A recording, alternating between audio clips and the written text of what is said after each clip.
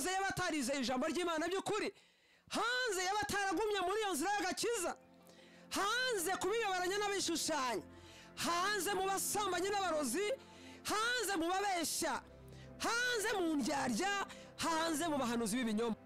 Turabashuhuje mu izina ry'Umwami wacu Yesu Kristo. Inshuti bavandimwe, turi kumwe kuri uyu mugoroba kubw'ijambo ry'Imana. Dushimiye Imana ko Umwami Imana duteye iteka kuba turi hano kubw'ijambo ryayo.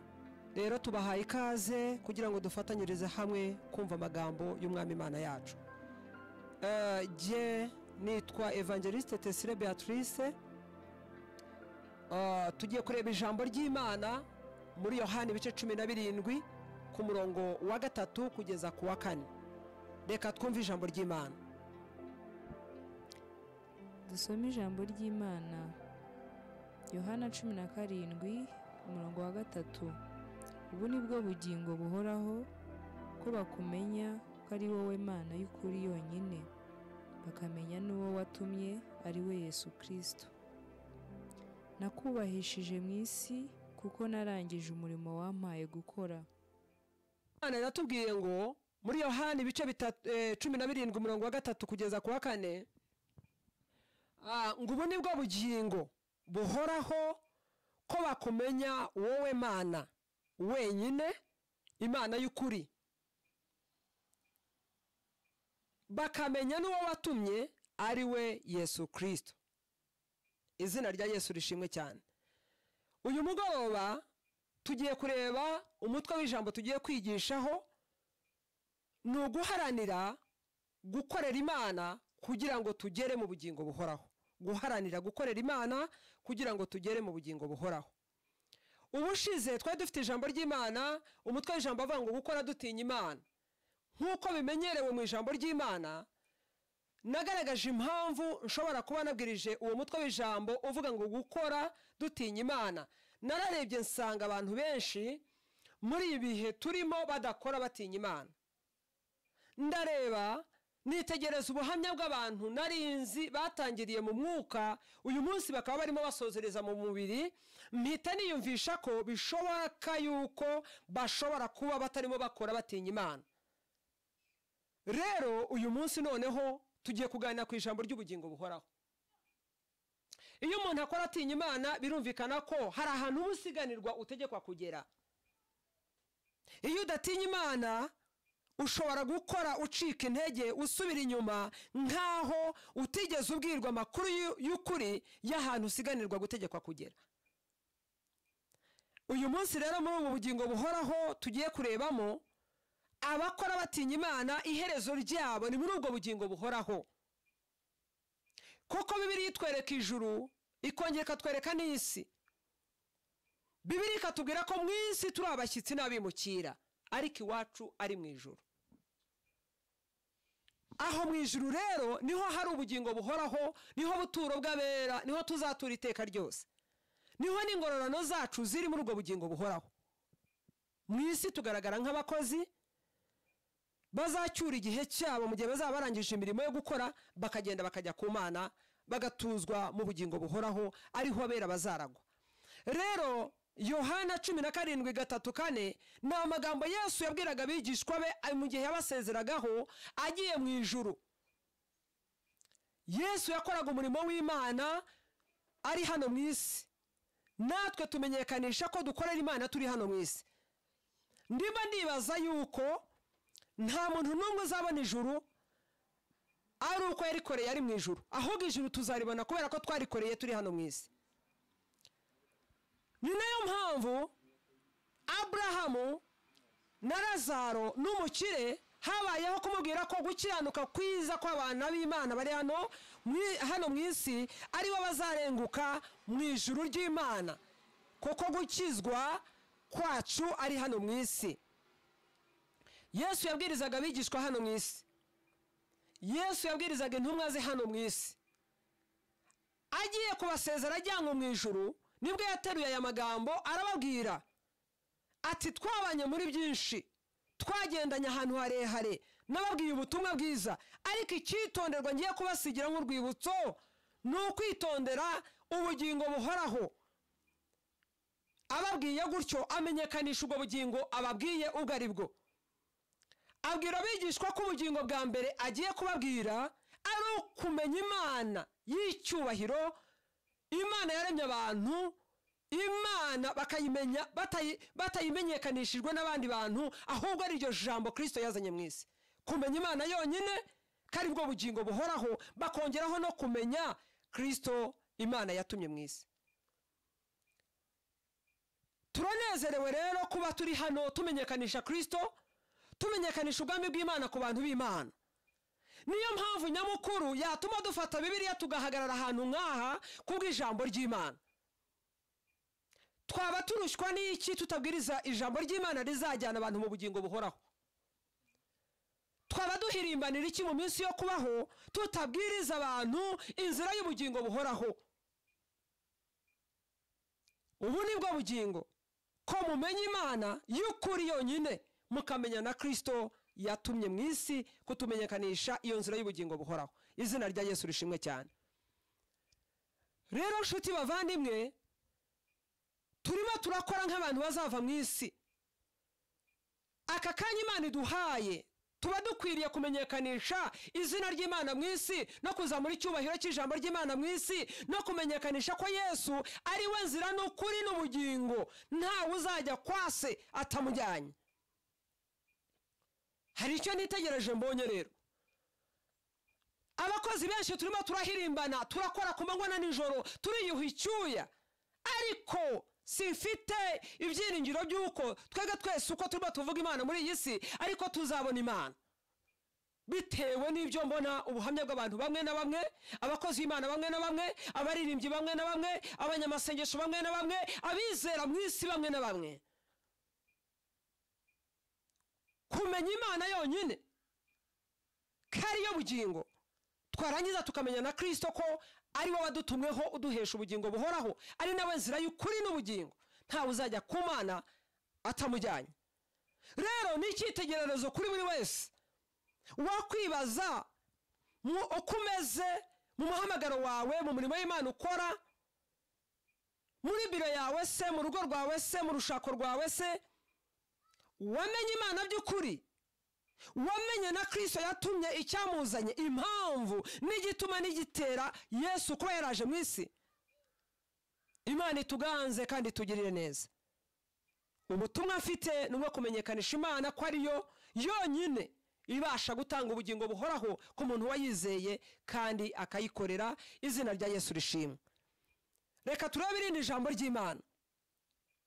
Ibyahishuwe 22 umurongo wa 14 kugeza ku wa 15.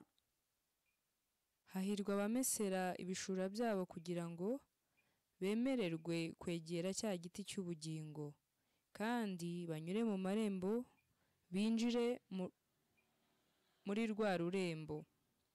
Hanze hazaba imbwa n'abarozi n'abasambanyi n'abicanyi n'abasenga ibishushanyo, n'umuntu wese ukunda kubeshya akabikora. Ibyahishuwe 22 umurongo wa 14 kugeza ku wa 15, Bibiliya iravuga ngo hahirwa abamesera ibishura byabo kugira ngo bemererwe kwinjira muri rwa rurembo. Amahirwe yo kumenya Kristo no kumenya Imana yamutumye nuko dukizwa kubw'ijambo ry'Imana Imana yaduhaye. Iyo umuntu yizeye Imana ko ari yo yonyine, utayibangikanya n'ibigirwamana by'abasogokuruza, n'Imana zibajwe, n'Imana z'izuba, n'Imana z'inka, n'Imana z'abarangi, n'Imana z'amagini, ukizera Imana ku giti cyawe wenyine gusa, ukemera Imana, ukemera na Kristo yatumye kugira ngo aduhereze agakiza kanyuze i Kalvari ku musaraba. Tubona amahirwe yo kugira ngo tubashe kwihana ibyaha byacu. Ibyo byaha tubyihana kubera amaraso ya Yesu yamenetse ku musaraba kugira ngo aducungure. Niyo nzira imwe gusa yo kuba twabasha kumenya Imana, ko ari Imana y'ukuri, Imana itarenganya, Imana idaca urubanza rwa kibera, Imana izabaza umuntu wese ibyo yakoreye mu isi mu gihe azaba arengutse imbere y'ubugingo buhoraho. Imana ishimwe kandi ihabwe icyubahiro. amahirwe ari ku bantu bemererwa kumesa ibishura byabo mu maraso y'umwana w'intama w'Imana. Aho ni hahandi wumva ijambo ry'Imana ukaryizera, ukaryumvira, ukihana, ukabatizwa, ugakizwa. Ni ijambo rivuga ko uwizeye akabatizwa agakizwa atazacibwa kwiteka. Nimba rero ubuzima bwawe buzaba buri mu mahoro yo kudacibwa kwiteka, bwa bugingo buri muri wowe, kandi ubugingo ni Imana wakiriye muri wowe. Iyo abantu bose twagiraga amahirwe yo kubwiriza ijambo ry'Imana, tukabwira abantu inzira y'Imana, tukabwira abantu agakiza k'Imana, tukavuga Imana uko iri muri Bibiliya yera, twaba turi abanyamahirwe, n'abantu babona amahirwe kubera twebwe, bakamesera ibishura byabo mu maraso y'umwana w'intama w'Imana, kugira ngo babashe kwemererwa n'Imana Data n'ubushobozi bw'Umwuka Wera udukoreramo muri iyi si, udushoboza gukiranuka kose, kugira ngo abantu bazahinguke mu bugingo buhoraho bera, ari ibyaremwe byajejwe n'amaraso ya Yesu, baramesha imyambaro yabo mu maraso y'umwana w'ikinege w'Imana. Nibwo butumwa rero mfite iyi si kuri uyu mugoroba, n'abanteze amatwi n'abanyumva n'abo mpagaze imbere kuri uyu mugoroba. Iyo abatwagiraga aya mahirwe yo kwakira ijambo ry'Imana ry'ukuri, tukizera Imana y'ukuri, tugakurikira Kristo w'ukuri, nta nubwo twahera mu rungabangabo rw'abadushuka n'abatubeshya. Imana yacu ishimwe. Luka 12 umurongo wa 4 tugeze ku wa 5, ijambo ry'Imana. Dusome ijambo Luka 12 umurongo wa 4. Kandi ndababwira mwebwe nshuti zanjye nti ntimugatinye abica umubiri, hanyuma ntibagire ikindi babatwara, ahubwo ndabereka uwo mukwiriye gutinya. Mutinye umara kwica umuntu agashobora kumujugunya muri Gihenomu. Ni koko ndababwira aba ari we mutinya. Bibiliya ijambo ry'Imana mu byanditswe byera bya Luka, ijambo ry'Imana ritubwiye ngo ndabereka uwo mukwiriye gutinya. Ntimugatinye abantu, kuko abantu bashobora kwica umubiri ariko ntibawushyire muri Gihenomu, ntibagire icyo bawutwara. Ariko Imana mu ijambo ryayo iratubwiye ngo reka Bibiliya itwereke ko dukwiriye gutinya mu minsi yo kubaho kwacu mu isi. Twaba tuguwe neza, twaba dukennye, twaba turi mu mahoro, twaba turi mu mubabaro, Bibiliya iratubwira ngo uwo dukwiriye gutinya mu minsi yo kubaho kwacu ni Imana ishobora kwica umuntu yarangiza ikamushyira muri Gihenomu. Imirimo yose dukorera mu isi rero dukwiye kuyikora dushakisha kuzahinguka mu bugingo buhoraho.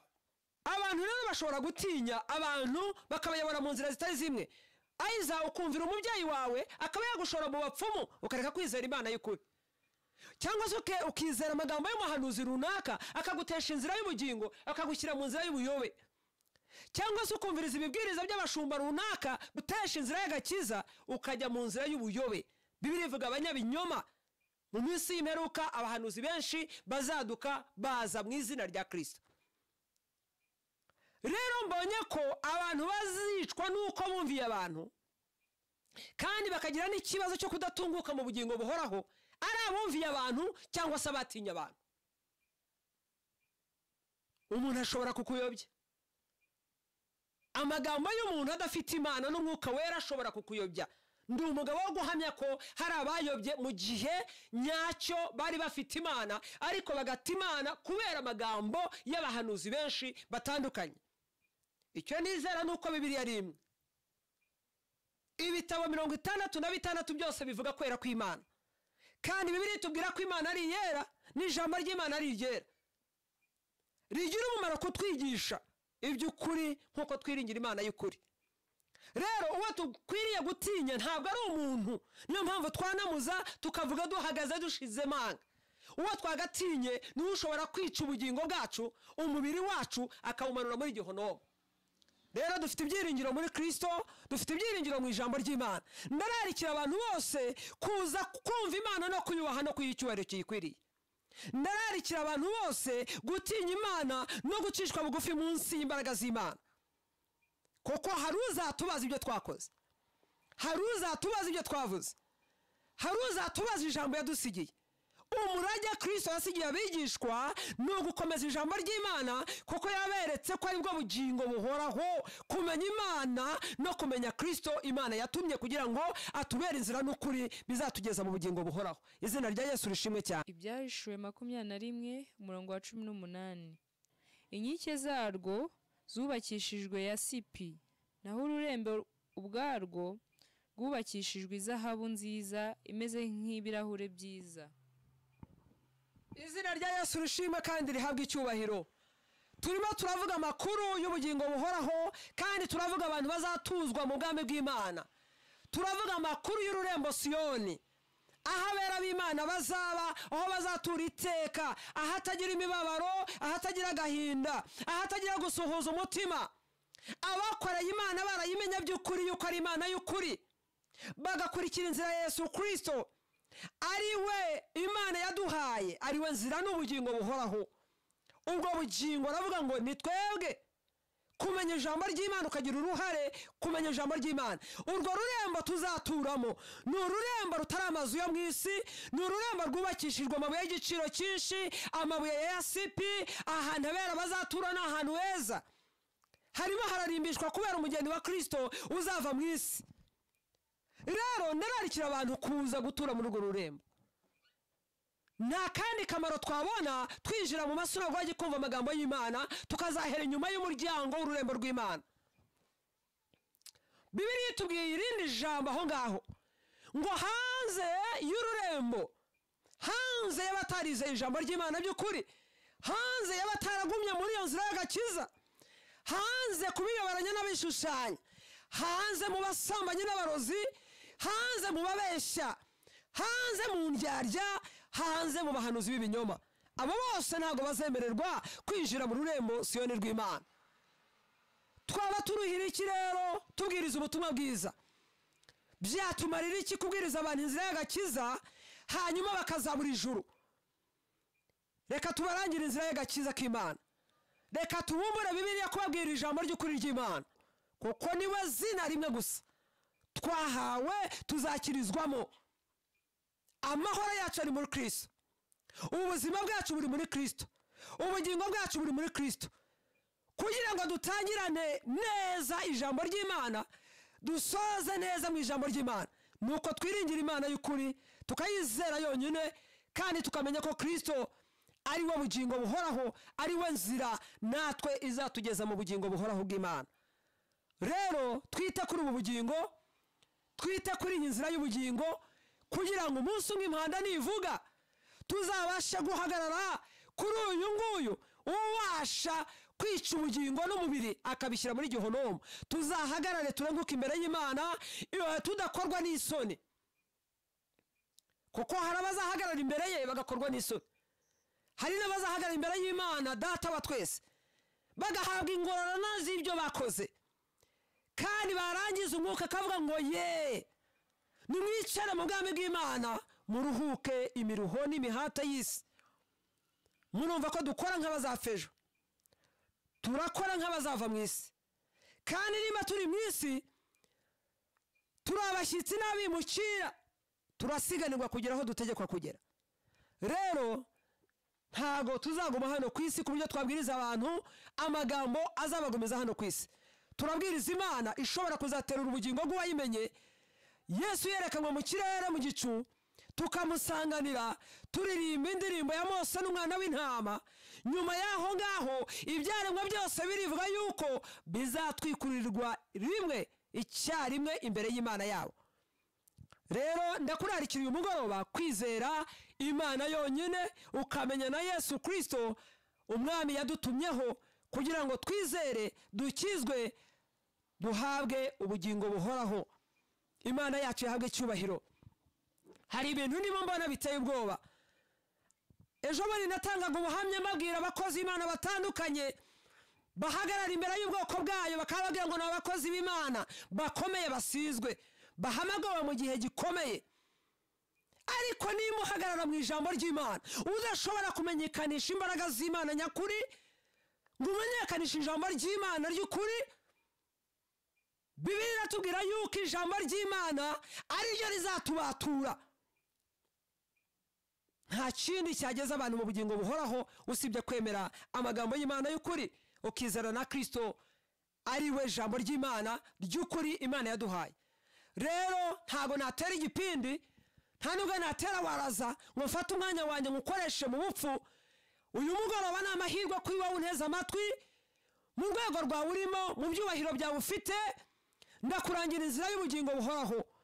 Nuko unyura mu ijambo ry'Imana ry'ukuri, ukanyura muri Kristo twahawe gukirizwamo ibyaha byacu, ari nawe nzira y'ukuri n'ubugingo bizatugeza kwa Data.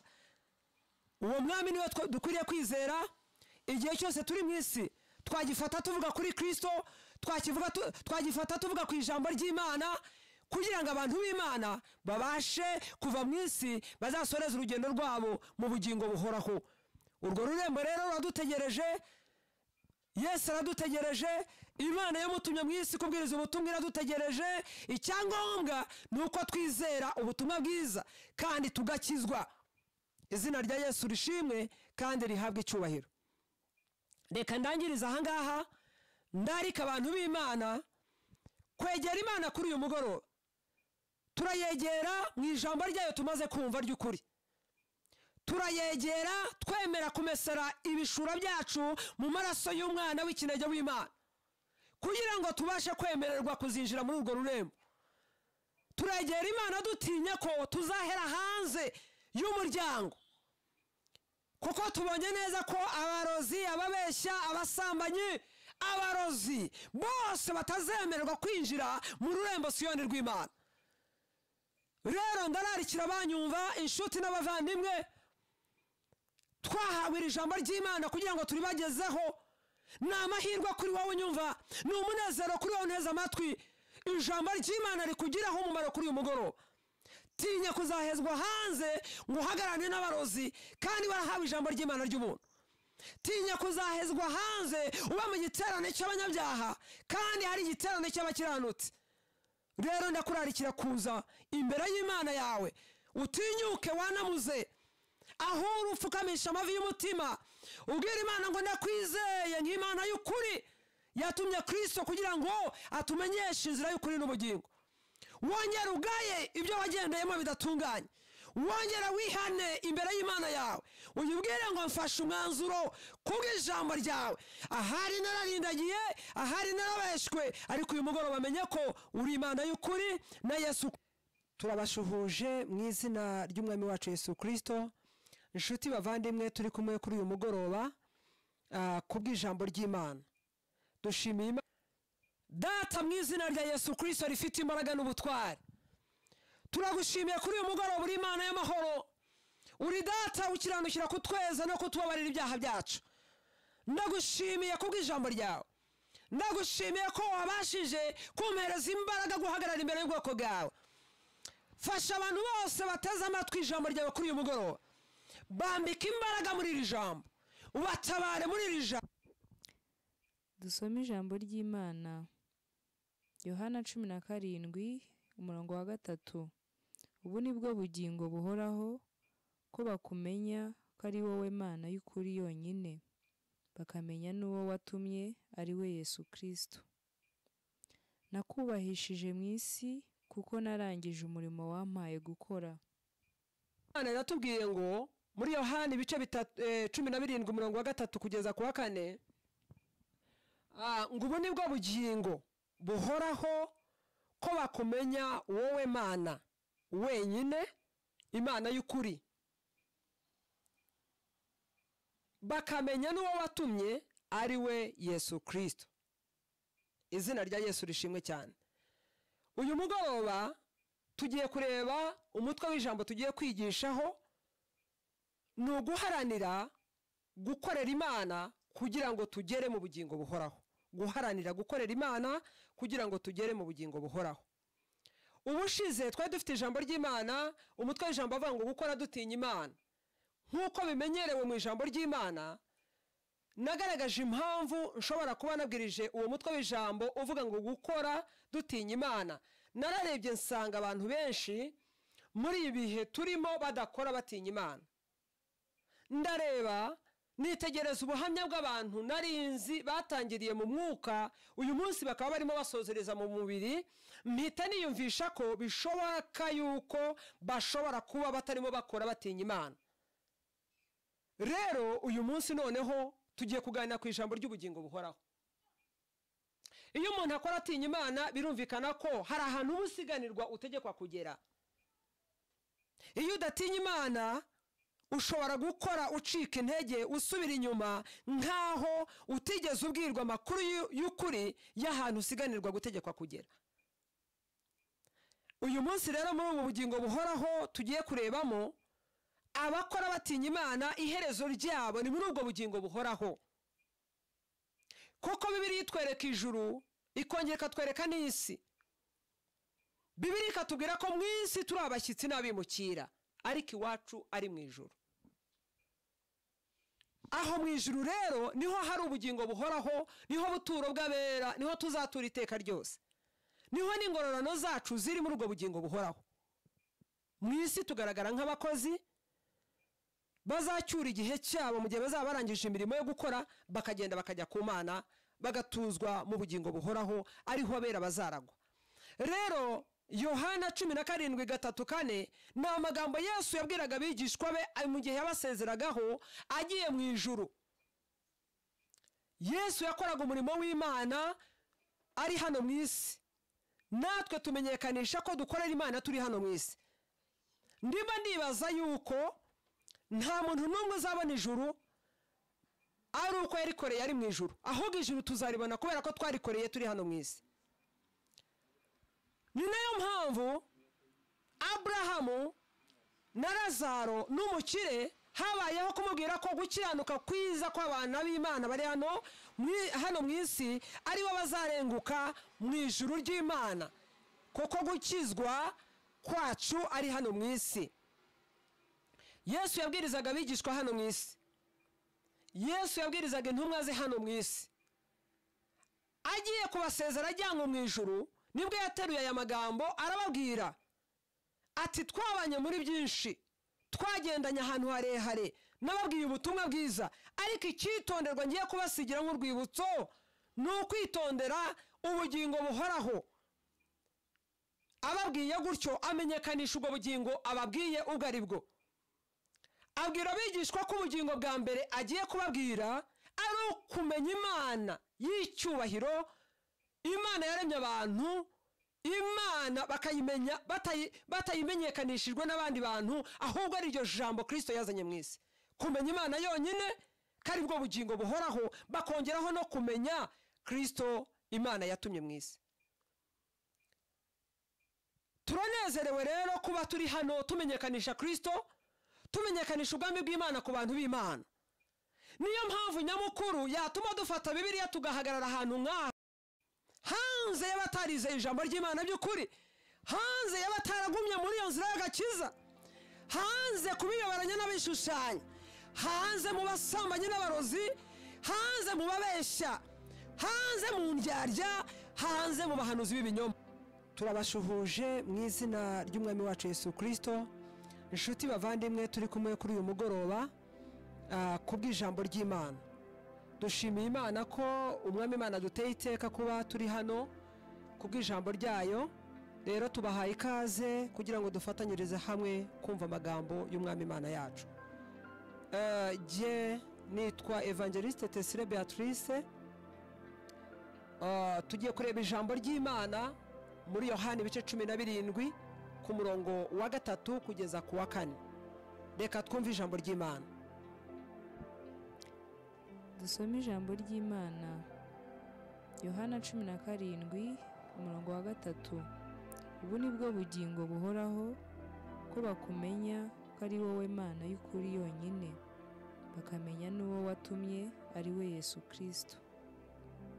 Nakubahishije mu isi kuko narangije umurimo wampaye gukora.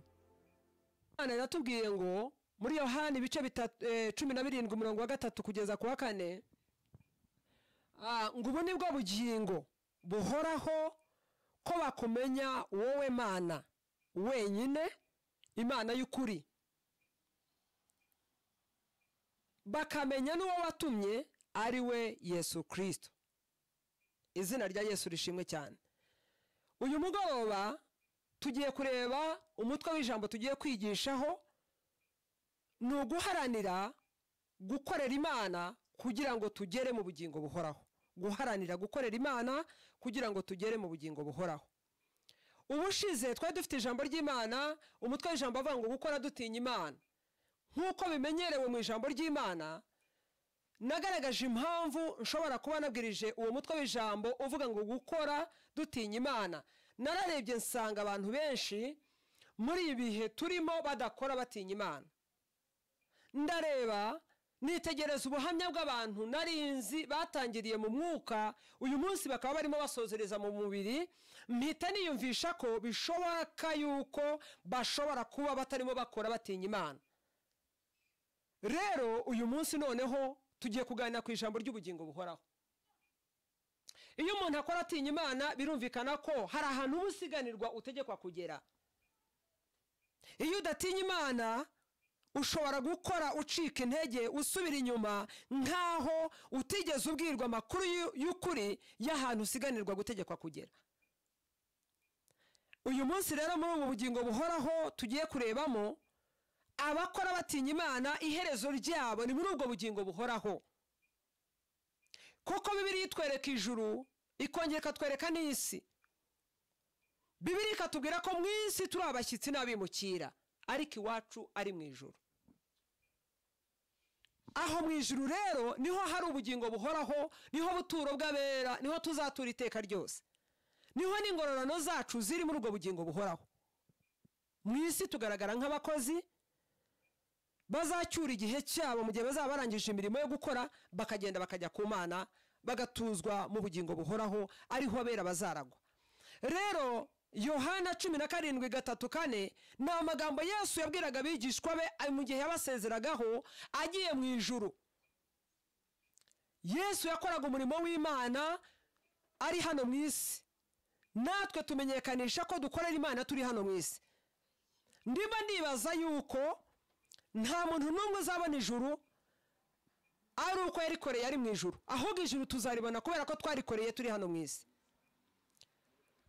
Ni nayo mpamvu Abrahamu na Lazaro n'umukire habayeho kumubwira ko gukiranuka kwiza kw'abana b'Imana bari hano mu isi aribo bazarenguka mu ijuru ry'Imana, kuko gukizwa kwacu ari hano mu isi. Yesu yabwirizaga abigishwa hano mu isi, Yesu yabwirizaga intumwa ze hano mu isi.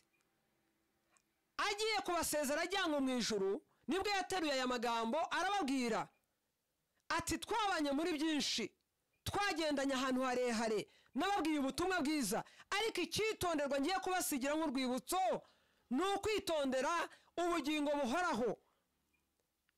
Ababwiye gutyo amenyekanisha ubwo bugingo ababwiye ubwo ari bwo. Abwira abigishwa ko ubugingo bwa mbere agiye kubabwira ari ukumenya Imana y'icyubahiro, Imana yaremye abantu, Imana bakayimenya batayimenyekanishijwe n'abandi bantu, ahubwo ari iryo jambo Kristo yazanye mu isi. Kumenya Imana yonyine kari bwo bugingo buhoraho, bakongeraho no kumenya Kristo Imana yatumye mu isi. Turanezerewe rero kuba turi hano tumenyekanisha Kristo, tumenyekanisha ubwami bw'Imana ku bantu b'Imana. Niyo mpamvu nyamukuru yatuma dufata Bibiliya tugahagarara ahantu nk'aha kubw'ijambo ry'Imana. Twaba turushywa n'iki tutabwiriza ijambo ry'Imana rizajyana abantu mu bugingo buhoraho?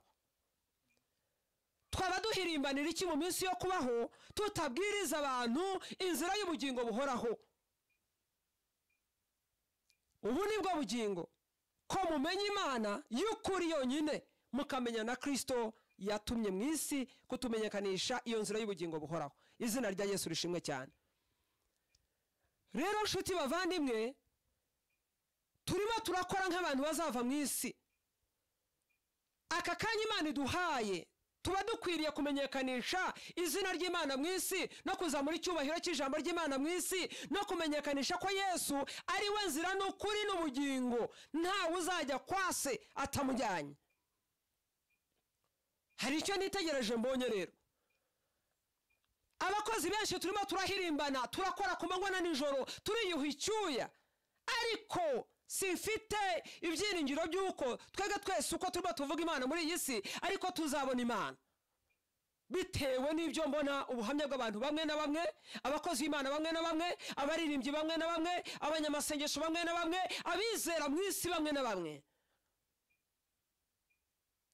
Kumenya Imana yonyine kariyo bugingo, twarangiza tukamenya na Kristo ko ari we wadutumweho uduhesha ubugingo buhoraho, ari nawe nzira y'ukuri n'ubugingo, ntawe uzajya ku Mana atamujyanye.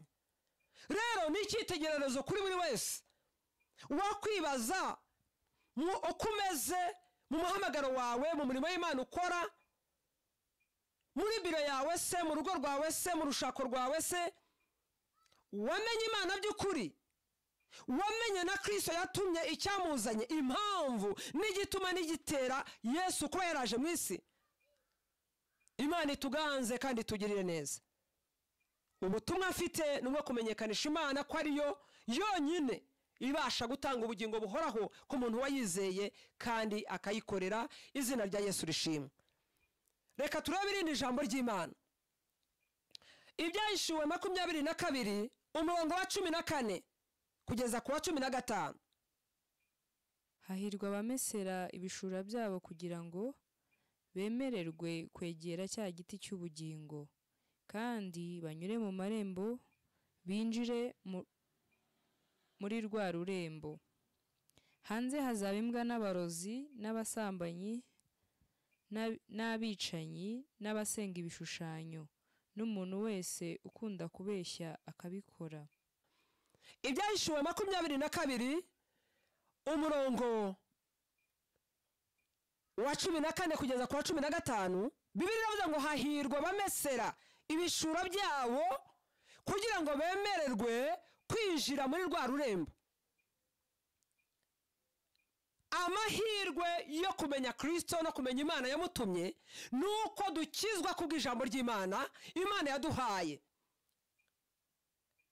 Iyo umuntu yizeye Imana ko ariyo yonyine, utayibangikanya n'ibigirwamana bya basogokuruza, n'Imana zibajwe, n'Imana z'izuba, n'Imana z'inka, n'Imana z'abarangi, n'Imana z'amagini, ukizera Imana ku giti cyawe wenyine gusa, ukemera Imana, ukemera na Kristo yatumye kugira ngo aduhereze agakiza kanyuze i Kalvari ku musaraba.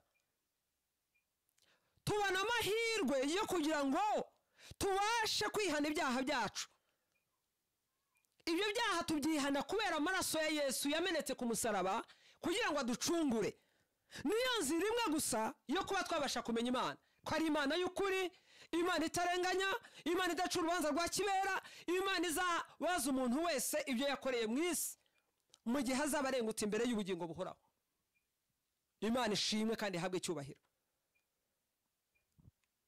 Amahirwe ari ku bantu bemererwa kumesa ibishura byabo mu maraso y'Umwana w'Intama w'Imana. Aho ni hahandi wumva ijambo ry'Imana, ukaryizera, ukaryumvira, ukihana, ukabatizwa, ugakizwa. Ni ijambo rivuga ko uwizeye akabatizwa agakizwa atazacibwaho iteka. Nimba rero ubuzima bwawe buzaba buri mu mahoro yo kudacibwaho iteka, bwa bugingo buri muri wowe, kandi ubugingo ni Imana wakiriye muri wowe. Iyo abantu bose twagiraga amahirwe yo kubwiriza ijambo ry'Imana, tukabwira abantu inzira y'Imana, tukabwira abantu agakiza k'Imana, tukavuga Imana uko iri muri Bibiliya yera, twaba turi abanyamahirwe, n'abantu babona amahirwe kubera twebwe bakamesera ibishura byabo mu maraso y'Umwana w'Intama w'Imana kugira ngo babashe kwemererwa n'Imana Data n'ubushobozi bw'Umwuka Wera udukoreramo muri iyi si, udushoboza gukiranuka kose, kugira ngo abantu bazahinguke mu bugingo buhoraho bera, ari ibyaremwe byajejwe n'amaraso ya Yesu, baramesha imyambaro yabo mu maraso y'Umwana w'ikinege w'Imana. Nibwo butumwa rero mfite iyi si kuri uyu mugoroba, n'abanteze amatwi n'abanyumva nabo mpagaze imbere kuri uyu mugoroba. Iyo aba twagiraga aya mahirwe yo kwakira ijambo ry'Imana ry'ukuri, tukizera Imana y'ukuri, tugakurikira Kristo w'ukuri, nta nubwo twahera mu rungabangabo rw'abadushuka n'abatubeshya. Imana yacu ishimwe. Luka Luka 12 umurongo wa 4 tugeze ku wa 5 ijambo ry'Imana. Dusoma ijambo Luka 12 umurongo wa 4. Kandi ndababwira mwebwe inshuti zanjye nti ntimugatinye abica umubiri, hanyuma ntibagire ikindi babatwara, ahubwo ndabereka uwo mukwiriye gutinya. Mutinye umara kwica umuntu agashobora kumujugunya muri Gihenomu. Ni koko ndababwira aba ari we mutinya. Bibiliya ijambo ry'Imana mu byanditswe byera bya Luka, ijambo ry'Imana ritubwiye ngo ndabereka uwo mukwiriye gutinya. Ntimugatinye abantu, kuko abantu bashobora kwica umubiri ariko ntibawushyire muri Gihenomu, ntibagire icyo bawutwara. Ariko Imana mu ijambo ryayo iratubwiye ngo reka Bibiliya itwereke ko dukwiriye gutinya mu minsi yo kubaho kwacu mu isi. Twaba tuguwe neza, twaba dukennye, twaba turi mu mahoro, twaba turi mu mubabaro, Bibiliya iratubwira ngo uwo dukwiriye gutinya mu minsi yo kubaho kwacu ni Imana ishobora kwica umuntu yarangiza ikamushyira muri Gihenomu. Imirimo yose dukorera mu isi rero dukwiye kuyikora dushakisha kuzahinguka mu bugingo buhoraho. Abantu rero bashobora gutinya abantu bakabayobora mu nzira zitari zimwe. Aiza ukumvira umubyeyi wawe akaba yagushora mu bapfumu ukareka kwizera Imana y'ukuri, cyangwa se ukizera amagambo y'umuhanuzi runaka akagutesha inzira y'ubugingo akagushyira mu nzira y'ubuyobe, cyangwa se ukumviriza ibibwiriza by'abashumba runaka gutesha inzira y'agakiza ukajya mu nzira y'ubuyobe. Bibiliya ivuga abanyabinyoma mu minsi y'imperuka abahanuzi benshi bazaduka baza mu izina rya Kristo. Rero mbonye ko abantu bazicwa nuko bumviye abantu kandi bakagira n'ikibazo cyo kudatunguka mu bugingo buhoraho ari abumviye abantu cyangwa se abatinya abantu. Umuntu ashobora kukuyobya. Amagambo y'umuntu adafite Imana n'umwuka wera ashobora kukuyobya. Ndi umugabo wo guhamya ko hari abayobye mu gihe nyacyo bari bafite Imana ariko bagata Imana kubera amagambo y'abahanuzi benshi batandukanye. Icyo nizera nuko Bibiliya ari imwe. Ibitabo 66 byose bivuga kwera kw'Imana, kandi Bibiliya itubwira ko Imana ari yera, n'ijambo ry'Imana ari ryera. Rigira umumaro kutwigisha iby'ukuri nkuko twiringira Imana y'ukuri. Rero uwo tukwiriye gutinya ntabwo ari umuntu, niyo mpamvu twanamuza tukavuga duhagaze dushize manga. Uwo twagatinye niwe ushobora kwica ubugingo bwacu, umubiri wacu akawumanura muri Gihenomu. Rero dufite ibyiringiro muri Kristo, dufite ibyiringiro mu ijambo ry'Imana. Ndararikira abantu bose kuza kumva Imana no kuyubaha no kuyicyubahiro kiyikwiriye. Ndararikira abantu bose gutinya Imana no gucishwa bugufi munsi y'imbaraga z'Imana, kuko hari uzatubaza ibyo twakoze, hari uzatubaza ibyo twavuze, hari uzatubaza ijambo yadusigiye. Umurage Kristo yasigiye abigishwa ni ugukomeza ijambo ry'Imana, kuko yaberetse ko ari bwo bugingo buhoraho, kumenya Imana no kumenya Kristo Imana yatumye kugira ngo atubere inzira n'ukuri bizatugeza mu bugingo buhoraho. Izina rya Yesu rishimwe cyane. Ibyahishuwe 21 umurongo wa 18. Inkike zarwo zubakishijwe yasipi, naho ururembo ubwarwo rwubakishijwe izahabu nziza imeze nk'ibirahure byiza. Izina rya Yesu rishimwe kandi rihabwa icyubahiro. Turimo turavuga amakuru y'ubugingo buhoraho, kandi turavuga abantu bazatuzwa mu bwami bw'Imana.